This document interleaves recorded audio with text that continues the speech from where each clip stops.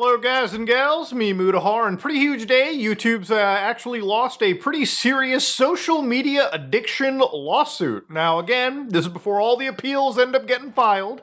Apparently YouTube was guilty or bared 30% responsibility alongside Facebook, which bared 70% responsibility, about millions of dollars in punitive damages from companies like Facebook, and in fact around $900,000 from companies like Google, okay? And of course, this is a huge, huge situation because turns out a lot of this actual focus was on the connection between your kid's mental health and addiction to social media. Now, again, I think addictions are a vice, and in a lot of ways, obviously, they're very terrible. Let's not pretend.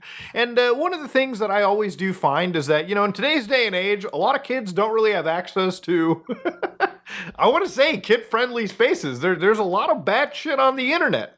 But before we get into it, there's a lot to cover, so I want to actually look at the original case file. Let's rip the Band-Aid, get right off into the meat and potatoes of this, okay? No 10-minute deliberation of arbitrary abstract facts.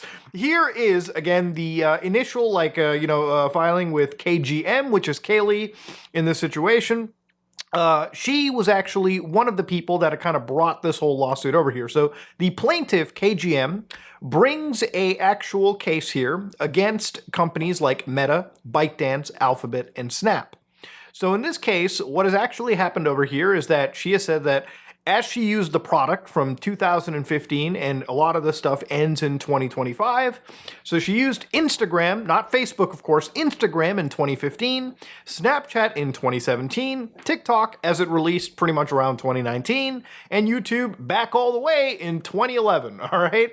So she was basically using the stuff, and she said that the physical injury she experienced was addiction and compulsive use, depression, anxiety, self-harm, where she had, situations where she was cutting herself, and of course, she had thoughts of ending her own life. So again, this gets, of course, as you can imagine, very, very serious.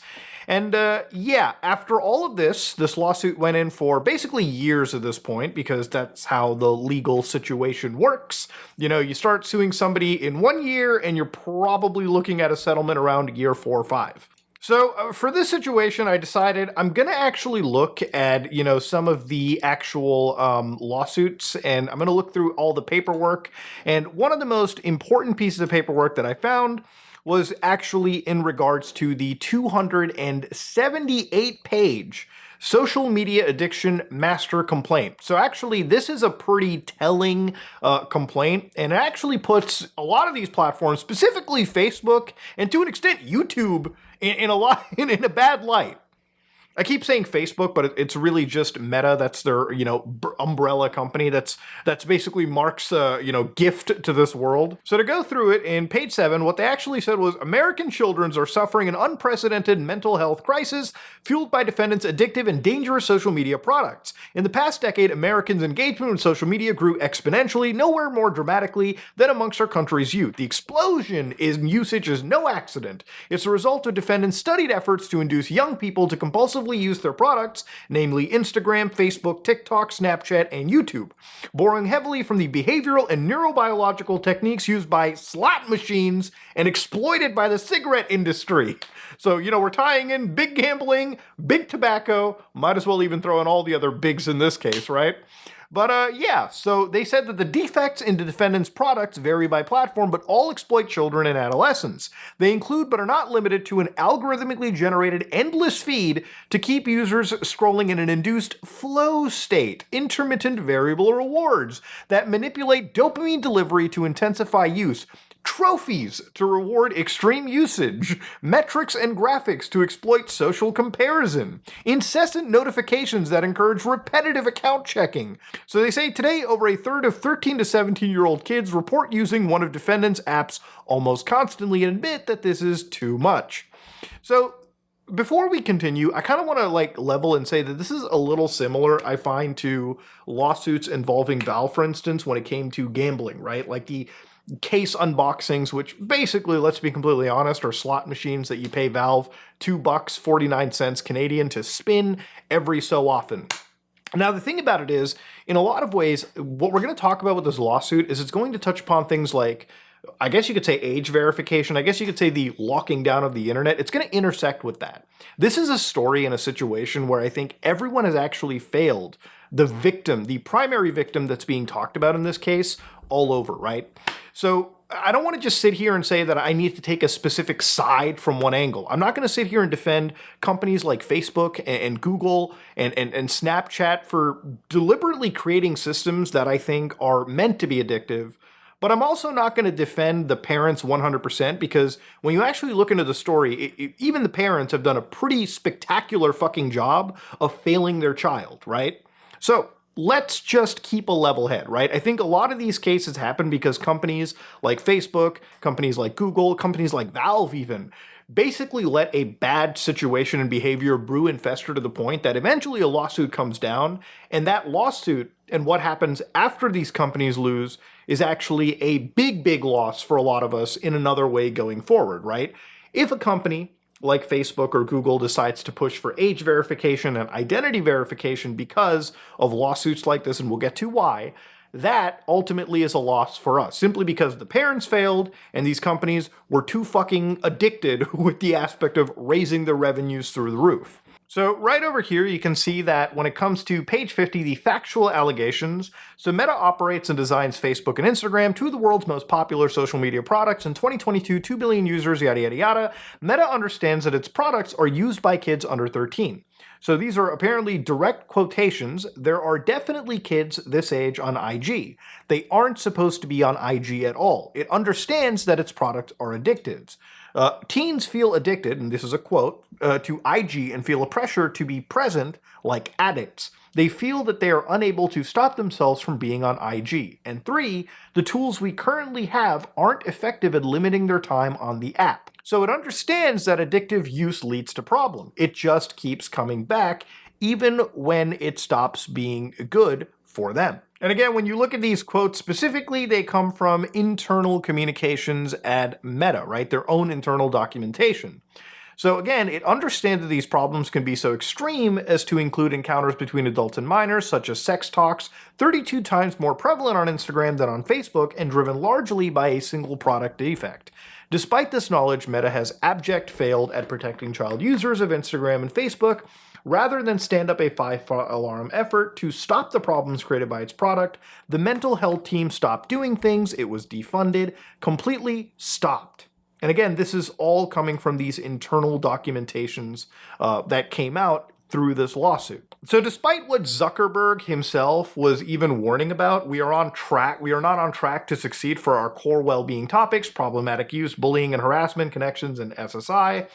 Are at an increased regulatory risk and external criticism. So Meta did nothing. Yet Meta did nothing, and its reason was simple. The growth impact was too high. Taking action would lower usage of, and therefore lower profits earned from a critical audience segment. Youth and teens are critically important to Instagram. There's a new group of 13-year-olds every year, and the competition over their social media engagement has never been more fierce. So again, it's pretty damning to read shit like this, and it's one of the reasons why you have to read these lawsuits and you have to read what has come out to see why the jury, even after seeing everything that we're about to talk about, because there's still a lot more, has kind of pinned a lot of that blame on Meta and also YouTube. So according to more internal documentation that was gathered in this, you can see with the quotations over here, Meta did nothing. Its reason was, again, that the growth impact was too high. Meta's frequent gestures towards youth safety were never serious and always driven by public relations. It's all theater. Meta offered tools to kids and parents, like time spent, that it knew presented false data. Our data is currently shown is incorrect. We're sharing bad metrics externally. We vouch for these numbers. And again, this is quoted as an internal document from Meta. It came out basically as a result of this lawsuit. It's fucked up to see. It's just fucked up, man. It really is. Like, you know, like you can sit here and say that the implications of a lawsuit being used to further push for bad agenda is one thing, but when you start to see how bad these companies basically really are, you can see that basically the hell that they are brought on is because of their own actions, you know? I am, however, a little bit more interested in the Google YouTube section. So here, when it comes to Google, they said that the Google engineers algorithms to recommend videos to YouTube users. So basically they said was they want to build their algorithms in 2008. So this is when they started building it. The goal was to maximize how long users spent watching YouTube videos. So again, you can see that a former YouTube engineer explained that when he designed YouTube's algorithm, YouTube wanted to optimize for one key metric, which was watch time. The engineer elaborated that increasing users' watch time is actually just good for the business model because the more hours you watch, the more likely you are to see another ad show up on the video. So that's primarily the aspect that they went to. So again, that's basically how they discussed it over here. They also talked about how the current algorithm uses deep learning neural networks, a type of software that returns output based on the data fed into it. So basically they're just talking about a recommendations engine. So when you watch videos on the internet, you basically are given the kind of videos that YouTube expects you to watch. So let's say that I watch Linux content, every day. There's probably a good chance that my recommendations are going to be filled with Linux content. If you start watching any other type of content, whether you watch a video or two from a totally different bracket, you'll notice that, whoa, my recommendations also fucking just completely changed out of nowhere. So that's how that aspect works, right? They basically want to keep you addicted onto their platform. Look, if you look at social media as like bars, right? Like bars on Central Street. Every bar wants you to spend most of its time there because as long as they can get you through the doors, they expect you to basically be buying a drink, buying something every so often. Your time, your attention at that location is what drives up other revenues and keeps you more important. Because if you have all the people in your neck of the woods, in your platform, they're not going to be wasting their hours on another platform, spending money, watching an ad here and there. That's all how this works.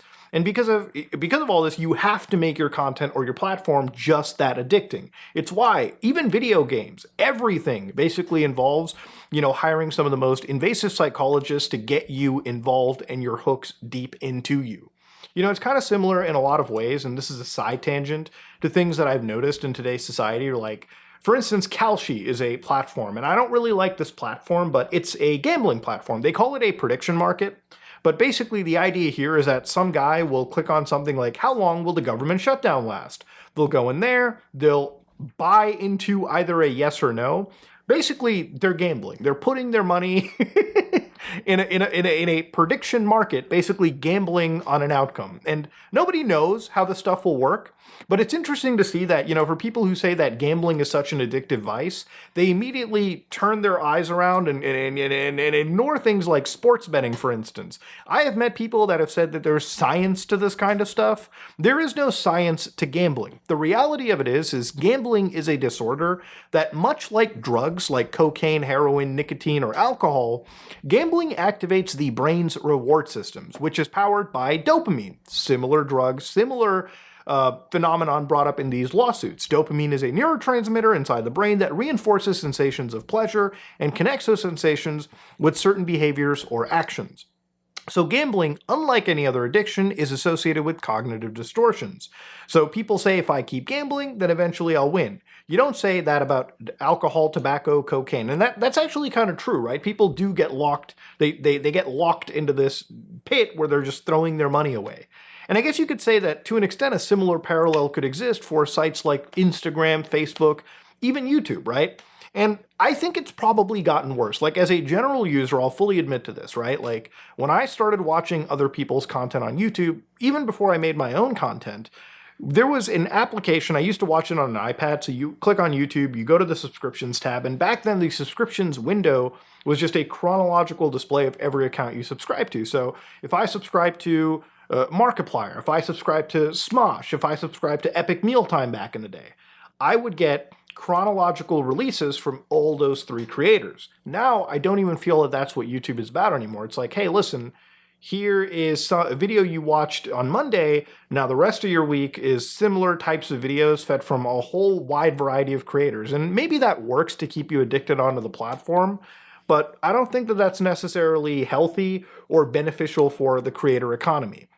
And when you look at platforms like Facebook or Instagram, it gets even worse. You know, if you start to just sit on Instagram, you'll probably spend your days doom scrolling or swiping up and down. Same can happen for Twitter, same can happen for any social media platform. Is there an aspect of addiction that exists? Absolutely. Nobody should really be denying that. And I think the real crime here is that the platforms have failed the victim in this case, but it's time to also look at even the parents as well too. So actually over here, Meta, their defense lawyers, came up and said that these struggles did stem from other causes, including a learning disability and a difficult home life. Her parents divorced when she was 3, and the father was largely absent. Trial evidence also showed her mother was at times physically and emotionally abusive, including a secretly recorded video of her yelling at Kaylee when Kaylee was 13. Her sister did attempt taking her own life and was later hospitalized for an eating disorder. So the argument that Meta had brought up was, if you took Instagram away, would anything be different? And you have to understand, right? Like, there's a lot of stuff that is brought into this trial. A lot of these things were shown. It wasn't just that the jury was blasted with this out of nowhere. Meta made sure to show the jury all of this context. And even after all this context, the jury still said that Facebook and YouTube were primarily the ones that they were holding responsible. Now, again, I'm not here to defend the parent in this case. I'm just giving you the further context. Instagram, Facebook, YouTube probably did contribute to some extent of their social, at least that was fucking talked about in court. This whole situation too was also discussed in court as well. But again, when the attorney brings up, if you took away social media, would anything be different? Again, a defense attorney bringing up what appears to be a alternate causal reality is something that happens in a court of law. That's what defense attorneys fucking do. Now, of course, obviously, I wanted to look at what Courthouse News Service they brought up. They kind of talked about her actual testimony. So Kaylee said that the first thing she did when she woke up was right after school, and then late at night, she was on social media every single day. She said she wanted to keep up with what was happening amongst her classmates, and when she started watching videos which play in an endless, continuous stream. She said she always wanted to see what the next one was. One day she said she spent 16 hours on Instagram. I mean, that is some fucking insane screen time. Kaylee said she disliked how she looked, especially in photographs, which, you know, something that has happened even when I was a kid, right? Like body image issues. In an early YouTube video played in court, she can be heard saying, "I don't know why I look so fat in this shirt." Put a filter on it became a common refrain from her and her friend group. One day, according to notes with a former therapist, a peer took pictures of her with her own phone. When she saw them unfiltered, she started crying and had what she referred to as a meltdown. Her phone usage was a constant source of tension between her and mother. When Kaylee's mother took away her phone, Kaylee said, "A huge part of me felt like it was missing. I couldn't see who was liking my stuff. It was just like a panic." So attorneys for Meta and Google have sought to play down the effects of social media on Kaylee's life, pointing instead on other factors. So, the fact that she had a learning disability, anxiety and depression, real-life bullying, the use of other platforms like TikTok and Snapchat, and of course her tumultuous home life. So when Meta's attorney, Phyllis Jones, asked about an Instagram post in which Kaylee talked about her mother screaming at her public, Kaylee said it was dramatized by me to get attention. So then Jones, again the Meta attorney, plays 2 video clips that have been posted by Kaylee on social media, which included audio of Kaylee's mother shrieking at her. In one, the mother screams, "You're too fucking lazy to take care of your dog." It must have been scary to have your mom yelling at you like that. So that's what the Meta attorney keeps saying. And then Kaylee's like, "I think it was." But then she added, "I posted it, but without the full context, it's her yelling about something I did. Most of the time, it was over chores." So when she was asked about physical abuse, "Was it the case that your mom would hit you when you didn't understand your math homework?" Jones said. Kaylee said she did that a few times. She later admitted that her mom called her dumb and stupid a couple times, although that may have been before she was diagnosed with a learning disability. She said she was also affected by her mental health struggles of her older sister who tried to take her own life. So again, this girl was failed by a lot of people, okay? She had a lot of bad cards dealt to her. And, there was a lot of, obviously there was a tumultuous home life here. And that tumultuous home life did have her going to social media and basically being thrown into the lion's den in that regard. So The reason why I say failed is obviously I don't think her mom is necessarily a great fucking mom. It doesn't matter if your kid has a learning disability or not. If you're calling them dumb and stupid, you're a fucking dog shit parent. Simple as that. You know, if you're yelling at them constantly, and if there is situations where you're physically hitting your kid, I don't care if you want to come from a fucking generation and say, back when I was a kid, I used to fucking get completely thrown around the house. That's never okay. Okay, hitting your kid is just a sign of you being a fucking dog shit adult that can't handle a situation like that. Okay, that is at least my personal belief in the situation, right? But ultimately, at the end of the day, right, like when we all get serious about it, I think that's bad parenting. And it's also bad parenting that, you know, she doesn't really enforce any level of parental control. Like, here, I'll just yoink your phone away. You're not going to sit there and talk to your kid about how dangerous these things can be, or why you shouldn't be so terminally connected onto the internet and that reality matters more. These are conversations that my parents genuinely did have with me, and I think it probably did shape how I had a relationship to the internet. Now, on the other hand, when she goes to fucking Facebook and Google and Instagram and all these other sites, she's basically going to a group of, you know, big tech assholes that want to take advantage of her eyeballs, her brain, her time, her addictive personality to this, like, platform, and use that to basically make more money. To the platforms, it doesn't matter if she's a person that has been abused or whatever. They don't fucking care about that. They just care if you're using their platform, okay, for hours upon hours a day. So again, both sides have completely failed this person, right? That's the reality of this lawsuit. And I think the lawsuit does a fairly good way of painting, you know, these addictive, you know, methods in these platforms as bad. They knowingly built addictive platforms, and now that they let them fester for so long, people are finally bringing these lawsuits up, and they're finally bringing actual action against these big tech companies. So yeah, you know, to an extent, you have to look at this situation and look at it with a super nuanced take. And here's the thing, to an extent, I can kind of sit there and agree with her and think, you know, if Facebook and Google keep getting hit with this kind of crap, it's probably going to lead to them saying, listen, let's just implement global identity verification, full age verification, so we can just keep those children off the platforms. But look, a week ago I talked about how Facebook, you know, possibly was the one that was pushing in tons of money to get app stores to have, you know, App Store or OS level age verification. Just so, you know, in a roundabout way, a lot of these companies would then be able to grab that information without technically be liable for grabbing information. Like, if you can't grab the information that somebody's under the age of 18 or 13 or whatever their age range is, but you can just get an age range identifier from like an app store through an API, then congratulations, you basically harbored information. You gathered information without claiming to gather that information. It's a weird turnabout situation.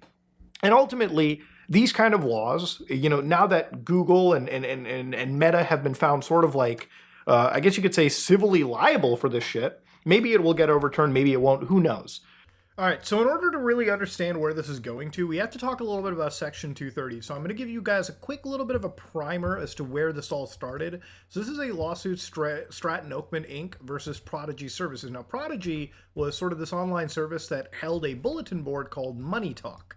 Now, again, to give you an idea what was happening is there were actual mentions. A unidentified user submitted a post claiming that Stratton Oakman, which was a security investment banking firm in Long Island, and its president, Danny Perush, had committed criminal and fraudulent acts in connection with a stock IPO. So Stratton Oakman decided that they were not just going to sue anybody, they were going to sue Prodigy as well as that unidentified poster for defamation. Now, obviously, listen, whoever was posting, that was the guy that was actually making the defamatory claim. But why go after a website that literally just existed as a place for people to publish user-generated content? Now, it's because of Section 230 that it allows everyone to basically upload information on the internet or talk about things without keeping the platform holder liable. It's because of this reason that YouTube allows you to make videos, and even if your video, say, defames somebody, YouTube is not, or Google or Alphabet is not held liable for the shit you say on their platform. Now, basically, the way that this kind of functions over here is, obviously, this was designed for, you know, an internet of old. This is back in the 90s, the late 90s. So, you know, is there a room for Section 230 to get somewhat reformed? I think the answer to this is kind of simple, right? Like, or not really simple. I shouldn't say any of this is simple. I don't think that the big tech companies really do want Section 230 to be amended against them. And by against them, I mean, you know, if we look at addictive social media patterns, we look at addictive platforms and addictive algorithms, if Section 230 was to say, listen, we're not going to hold you liable for people's free speech, but, you know, let's focus on your addictive algorithms. And maybe you shouldn't be peddling this stuff to children or hell, even adults as freely as you do. Maybe that would be a different story. But where this is kind of headed to is a lot of these social media platforms will say, listen, you know, if you want us to, you know, produce our stuff, if you want us to distribute this, you know, content, if you want us to, you know, keep our businesses alive, then sure, let's implement identity verification, get kids completely thrown off, and gather data in a totally separate way. Look, I think it's great that we're talking about, you know, addictive algorithms. It's not great if you're somebody like Mark Zuckerberg because your whole business is kind of reliant on this shit. If tomorrow, you know, actual, you know, big tech balls were to be snipped over this, it would cause pandemonium out in fucking Silicon Valley, out in San Francisco. So that's unfortunately kind of the reality. With this lawsuit and its ruling, I want to just preface this by saying, personally, I think because Google, Facebook, and a lot of these companies kind of let this shit fester for so long, ultimately it's us who exist on the internet are kind of ultimately paying some sort of price. I think everyone has failed the addictive victims in this situation. And look, in some ways, I'm not going to lie to you, I wish we could go back to the days where the internet was this kind of beautiful little thing where, you know, people just had a website for every goofy thing out there versus these same 7 websites with their same addictive recommendations and algorithms, and everything just sort of like, homogenized into this like one central 7 website system that we currently have that also just is run by people that ultimately don't care about the actual harms that they cause to a society, no matter if you're a minor or a fucking adult, right? To me, I don't mind seeing companies like Facebook, Meta, even Google to an extent face some level of backlash from people because I think the kind of stuff that they do is dangerous, right? I think that the kind of stuff that they feed to their people, I think the brain rot that they feed to individuals and the stuff they put these kids in situations is not good, all right? I think that there needs to be some level of oversight there. I think there needs to be some level of accountability. But I just don't know how one can achieve that without ultimately leading to other laws cascading and destroying the internet. It's a really complicated situation, but wild lawsuit indeed. If you like what you saw, please like, comment, and subscribe. Dislike it if you dislike it. I am out.